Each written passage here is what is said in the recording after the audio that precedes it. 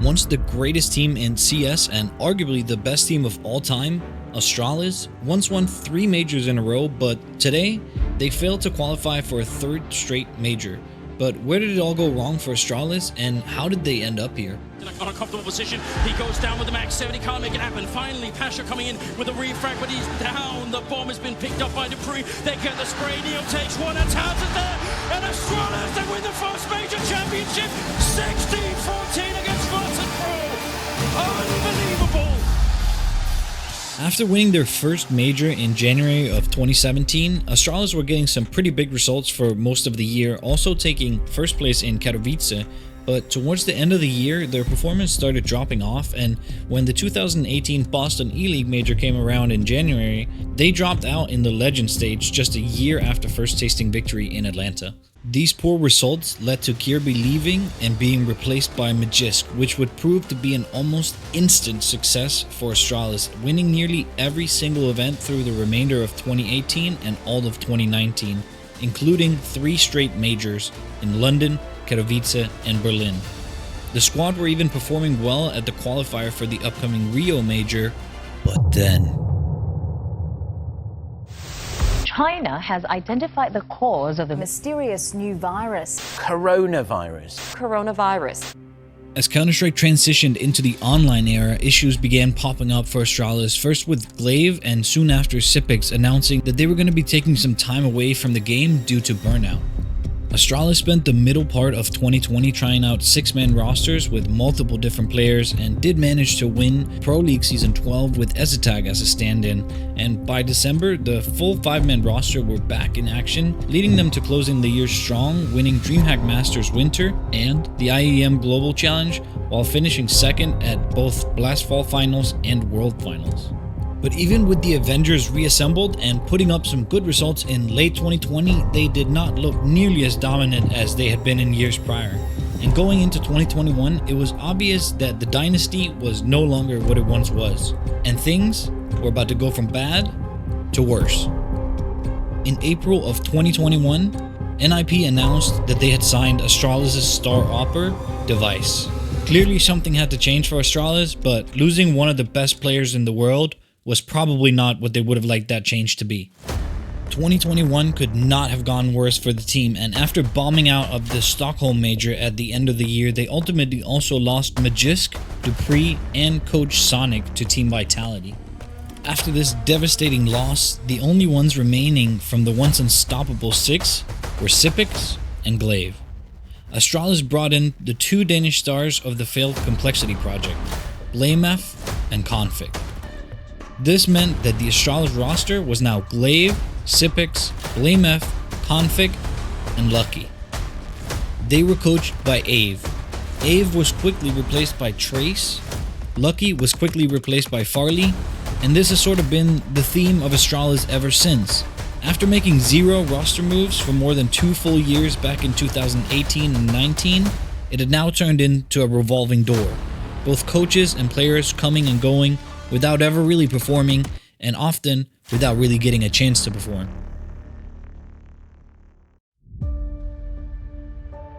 Blamef and Config were now the top performers of the roster, but that too suddenly came to an end after Config was released from the team near the end of 2023 under controversial circumstances. Looking back, it seems that the Astralis of old died as the news of COVID was spreading throughout the world, and the organization was scrambling to get back to the top, making one bad choice after another. Nothing seemed to be able to go well for Astralis. But then, big news.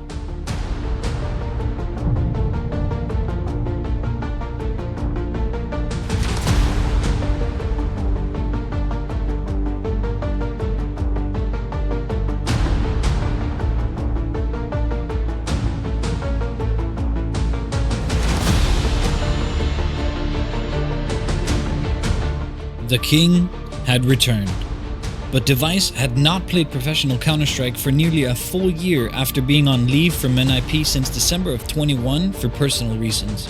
So, was Device still going to be the Device that we all knew and loved, or had he fallen off? Stair caught out, one back, need more. Okay, Device is up.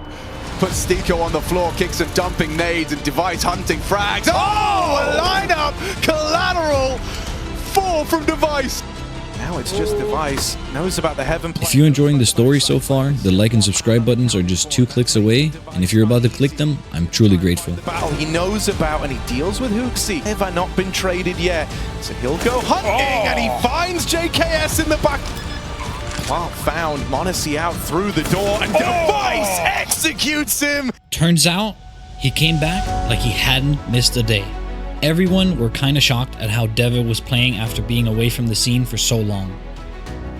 Throughout 2023, him and BlameF tried their hardest to carry the team, and while they did manage to secure a few respectable results, it just wasn't enough. Not for an organization like Astralis that have been so used to winning it all.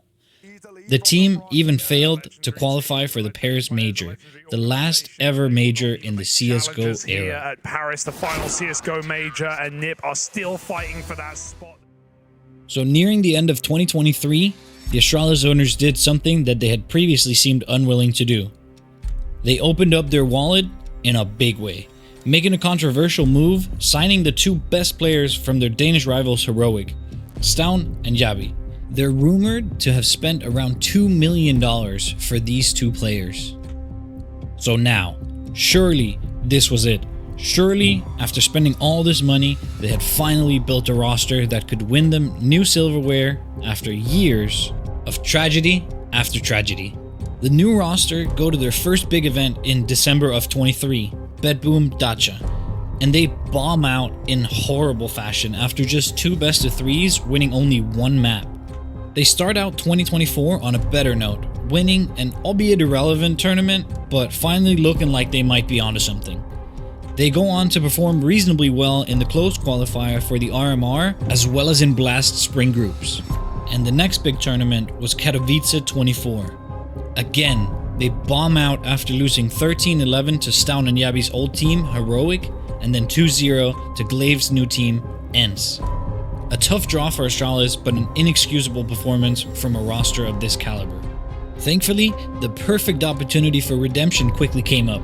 It was time for the RMR, the qualifier for the first ever major to be played in CS2, and more importantly, it's to be played in Copenhagen, Astralis' home turf. After an impressive showing to kick it off, quickly dispatching of Nexus 13-5, they had to go up against Team Spirit, probably the best team at the time. After a good start, putting them up 5-3 on the T side, the game goes back and forth, and Astralis are now leading 10-7. They go up 11-9, and things are looking well for them. They're in a 5v4 with Donk out of the round and a good setup on the correct site. Device misses a crucial shot, and Jabby goes down soon after. The game is now 11-10 in their favor, but Team Spirit takes the next 2 rounds. Things are looking good for Astralis in the final round of regulation, and overtime is looking all but certain. But then the unthinkable happens. They lose a 3v1 against Shiro and the game is over. Fair enough, no one expected them to beat a Team Spirit in top form, and Astralis actually performed much better than most people had expected. But looking back, this seems to have been the moment that broke Astralis. After this tough loss against Team Spirit, they didn't quite look the same. The next matchup was against Heroic, a team that had beaten them just 2 weeks prior, but a team that this roster should not be losing to. Nonetheless, Astralis end up losing the game 7-13. In the next game, they go on to beat Monty 2-1 without being particularly impressive. Now, for all the marbles, Astralis again face ENCE, another team that had just beaten them 2 weeks prior, and their old in-game leader, Glaive. Win the game and you're going to the major, lose the game and you're going to the last chance qualifier, with 6 teams playing for 1 single spot at the first major in CS2 history. Astralis get decimated 16-6, 16-9, and will now have 1 last chance to qualify. They'll face Fnatic, Gamer Legion, Bedboom, Guild Eagles, and 9 Pandas. Through seeding, they get what looks to be one of the easier opponents of the bunch to start off the bracket, but again, Astralis is not performing. They end up losing 13-11 and 13-8 to a team that they should never be losing to, and their hopes of qualification to the Copenhagen Major are gone. To make matters worse, throughout the entire qualifier, their usual pillar device was not performing. Their rock, Blame F, also did not perform to his usual standards, and their two new $1 million signings, Stown and Yabby, were playing miserably throughout the event. All this brings us to today. So, where do Astralis go from here? Do they look for new roster changes? There's no way they're getting rid of their two new players that they just paid $1 million each for. I think Device has earned the right to decide for himself if he wants to leave. I don't think the org would be particularly interested in him leaving, and I don't think that he's ready to leave yet either.